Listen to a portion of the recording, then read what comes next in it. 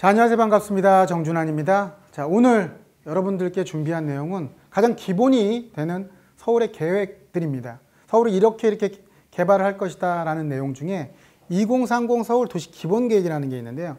이 계획은 2030년도까지 이렇게 개발을 하겠다라는 장기적인 계획이죠.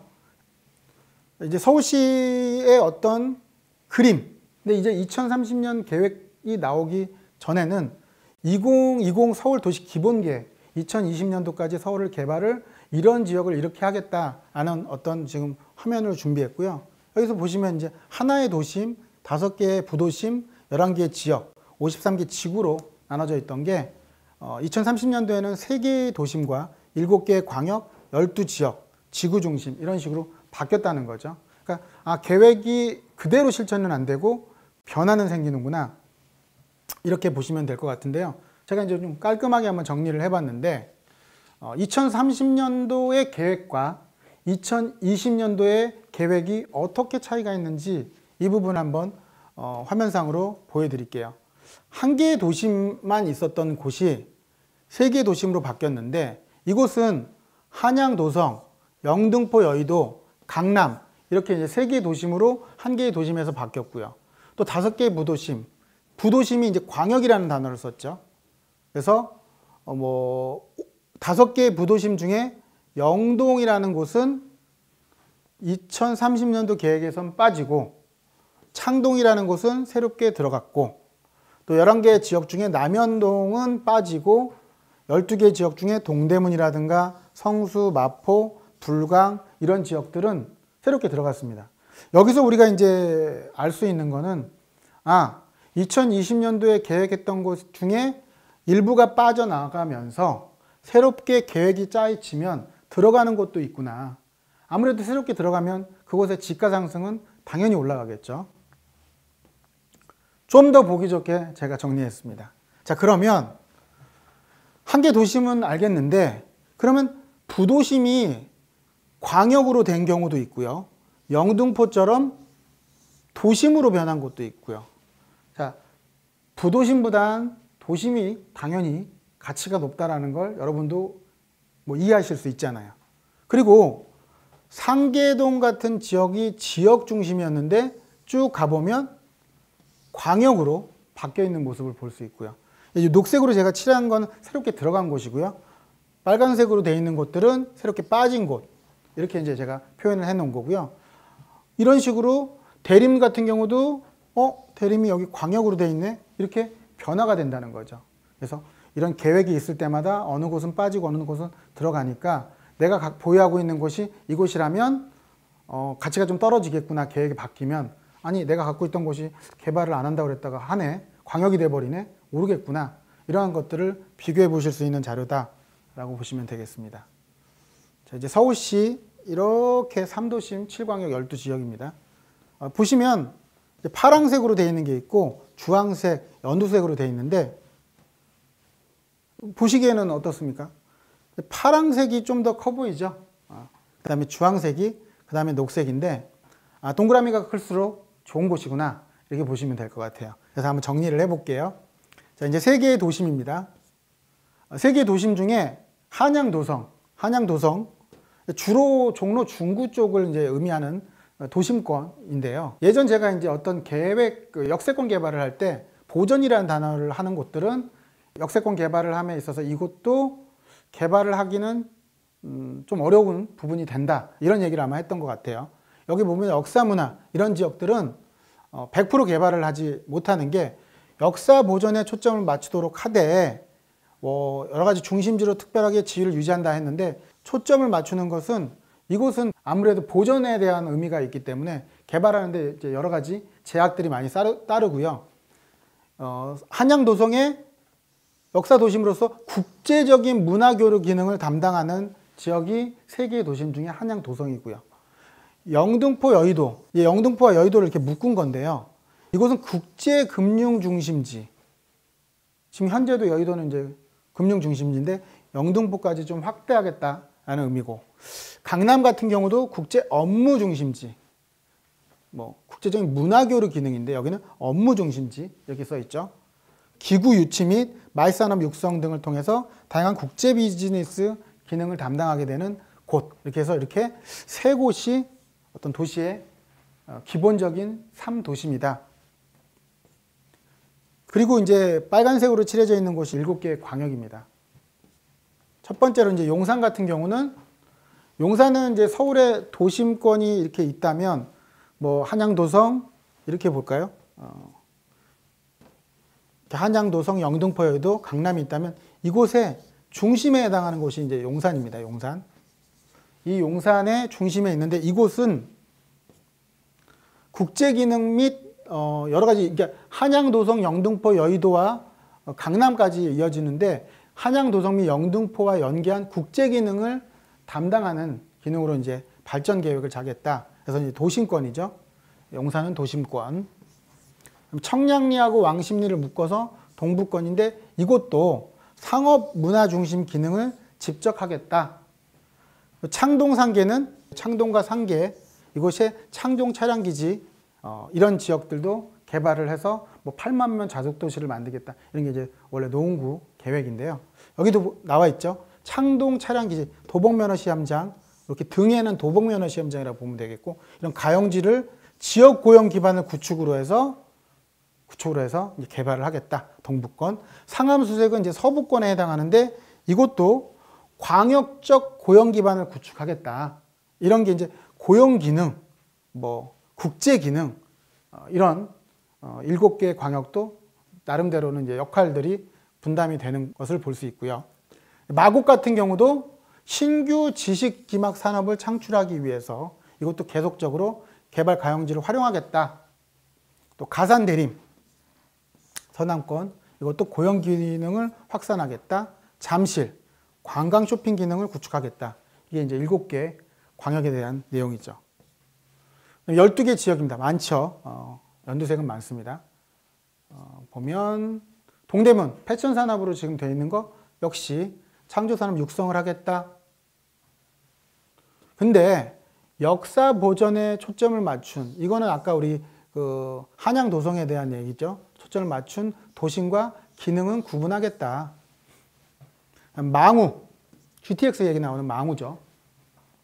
지역 간 철도 교통을 기반으로 해서 상업과 문화 중심으로, 비아는 상업과 문화 중심으로, 성수는 지식 기반 산업센터로, 그래서 이제 그렇게 계속 개발을 해왔던 거예요. 신촌은 창조 문화 산업으로, 마포 공덕은 업무 기능으로 계속적으로 기존에 있는 색깔들에 맞게끔 과거부터 계획해 왔고 앞으로도 그렇게 계획이 간다. 이렇게 보시면 되겠습니다. 그 다음에 연신내 불광은 신산업 육성, 그 다음에 목동은 자족 기능을 확대하게, 봉천동은 복합 업무 거점으로, 사당 이수는 고용 기반, 수섬 운정은 업무, R&D, 물류, 천옥 일동도 역시 고용 기반을 구축하겠다라는 게 서울시의 과거부터의 계획이었고요. 앞으로도 2030년도까지는 변함없이 갈 겁니다. 물론 우리가 이제 100% 믿을 수 없습니다. 계획은 계획이니까 또 변화가 생길 수는 있겠지만 큰 흐름은 이렇게 가고 있고 갈 것이다. 이렇게 보실 수 있어요. 자, 서울을 기본 계획을 얘기하면서 5개 권역으로 얘기해서 한번 분포도를 한번 이 화면에서는 보고 싶은데요. 동부권은 상당히 많은 인구가 있습니다. 329만 명. 그리고 서남권이 그 다음. 동남권 상당히 많죠. 아파트들이 많이 있기 때문에 동남권 218만 명 정도가 차지해 있고요. 도심권이 이제 아무래도 도심권은 일자리가 많은 곳이기 때문에 일을 하고 주거 지역으로 떠나는 부분이기 때문에 이제 거주 인구 분포도는 좀 가장 적은 모습을 볼 수 있습니다. 자, 그러면 도심권에 대한 주요 어떤 과제, 역사문화 도심으로의 위상 및 글로벌 경쟁력 강화를 하겠다. 도심권은. 그래서 여기 보면 서울역부터 용산을 연계한 국제 업무 기능을 흡수, 강화할 수 있게끔 도심권은 할 거고, 또 그 다음에 신안산선, 신분당선, 서북부 연장, 중앙버스 전용차로를 확충하겠다. 또 용산공원, 북한산과 남산, 용산공원, 한강에 이렇게 이어질 수 있게끔 어떤 생활 기반은 마련할 것이고, 지역 특화는 동대문 패션, 종로 귀금속, 종로 쪽 가면 귀금속이 워낙 세공하는 데도 상당히 많죠. 충무로 영화, 인쇄 출판 등 이런 쪽으로 지역 특화를 하겠다라는 게 이제 도심의 어떤 주요 과제입니다. 그럼 동부권은 자족 기능 및 고용 창출을 통한 지역 활성화를 하겠다. 동부권이 이제 말 그대로 이쪽이 화면이 지금은 이게 서울시 자료이기 때문에 잘 안 보이긴 하는데요. 이쪽이 한양, 도성, 동대문이 있다면 이 오른쪽 편은 다 이제 동부권인데, 이 동부권은 창동, 상계, 성수, 청량리, 왕십리 이런 지역들의 지역 균형 발전을 위해서 중심 기능을 강화하겠다는 거고요. 그다음에 공릉, 홍릉, 성수 중공업 지역 신성장 산업 기반을 강화할 것이고, 또 주거지의 어떤 역할로는 저층 주거지 및 대규모 아파트 노후화에 따른 관리 방안을 모색하겠다. 이 뭐 이게 말 그대로 재개발이에요. 동부권은 이 의미고, KTX 연장, 동북선 등 4개 경전철 노선을 확충할 것이고, 동부간선도로 지하화, 그다음 북한산, 도봉산, 수락산 연계해서 역사문화 관광 벨트를 하겠다. 성수는 성수 수제화, 제기 양령시장, 면목, 장이동, 석관 이런 봉제공단도 지역 특성에 맞게끔 특화하겠다. 그다음에 성수 장안평 자동차 관련 산업 등도 지역 특성에 맞게끔 하겠다. 이게 이제 계획들이었단 말이죠, 과거에. 지금도 되고 있는 모습들을 여러분도 느끼실 겁니다. 자, 글로벌 업무 상업 기능 강화 및 기존 주거지역 계획 관리에서 동남권 강남 삼성 국제 업무 및 마이산업 중심지로 육성하겠다. 잠실은 관광 기반 구축하겠다. 또 동부권에는 아파트 강남권 재건축이 많죠. 대단지 아파트 재건축 단지의 계획적인 정비를 유도하겠다. 여기서 계획적인 정비는 무분별한 개발이 아닌 계획대로. 그래서 원래 개발을 할 때는 환경영향평가라든가 이런 여러 가지 조건들을 따져보거든요. 지금처럼 재건축을 규제하는 이유는 집가 상승도 있겠지만 이제 말 그대로 계획적으로, 지금은 아무래도 집가 상승을 규제하기 위한 게 강남권 재건축이 맞긴 하고요. 어쨌든 이런 계획들을 계속 갖고 있었고요. KTX 등 광역철도 확충 및 9호선 연장 등 도시철도 확충, 뭐 이런 내용들도 있고. 자, 서남권을 보면 중공업지역 혁신 통한 신성장, 아무래도 서남권에는 중공업지역이 많이 있죠. 특히나 영등포 같은 경우는 중공업지역이 상당히 많고요. 중공업지역은 이제 동부권으로 보면 성수동 이런 데들이 많이 있는데, 이러한 신성장 산업 거점 및 육성과 주민 생활 기반을 강화할 건데, 영등포 여의도 국제금융 중심지로 특화하겠다. 자, 여기서 알 수 있는 건 아까 3도심 얘기할 때 영등포 여의도 얘기가 나왔죠. 또 가산 대림 마곡 지식 기반 산업을 중심지로서 개발을 육성할 거고, 주거지로는 중공업 지역 내 주거와 공업 지역 혼재 지역의 주거 환경을 정비하겠다. 중공업 지역 개발에 대한 얘기도 나중에 제가 해드릴게요. 그다음에 신림선, 서부선 등 경전철 6개 노선을 확충하겠다. 그다음에 뭐 또 서부간선도로 국회대로 지하화. 이거 다 계획대로 지금 진척이 되고 있는 거고요. 그다음에 이제 서부권은 창조문화 산업 특화, 상암 수색 디지털 미디어 단지라든가 신촌 창조문화 공원 이렇게 중심지로서 개발. 마포 공덕 도심 연계 업무 기능 강화, 연신내라든가 불광동도 기본 계획 안에 계획이 들어가 있고요. 연신내 불광 이쪽에 있죠. 그다음에 신분당선 연장, 경전철 서부선 확충, 그다음에 DMC 월드컵 경기장, 선유도 공원, 신촌, 홍대 이런 쪽으로 개발을 지역 특성에 맞게끔 하겠다 하는 계획들. 자, 그러면 도시 기본계획에 대한 목표를 한번 볼게요. 기본계획을 짠 목표는 뭐냐? 한마디로 서울이 해결해야 될 문제점들이 상당히 많아요. 물가도 상승하고 또 뭐 말 그대로 이제 층간 소음도 상당히 많죠. 아파트에 사시는 분들은 아이를 키우는 사람 입장에서는 알 겁니다. 층간 소음에 대한 어떤 스트레스도 상당히 많고요. 또 이런 분쟁이라든가 개인 차원에서 문제로부터 일자리 부족, 그 다음에 지역 불균형, 무분별한 개발. 가장 핵심은 이거죠. 지역 불균형과 무분별한 개발. 강남북을 비교했을 때 아무래도 문화시설이라든가 여러 가지 발전은 강남 쪽이 훨씬 더 많고요. 생활 인프라도 잘 갖춰져 있는데 상대적으로 동부권 특히 이런 지역들은 노후되어 있는 주택들이 상당히 많다는 거죠. 그러다 보니까 일자리 면에서도 차이 나고 생활 어떤 인프라 기반시설도 차이가 나기 때문에 이러한 불균형을 좀 해소하겠다. 또 무분별한 개발이라는 건 뭐냐면 무턱대고 주택만 막 짓는다고 그게 좋은 건 아니죠.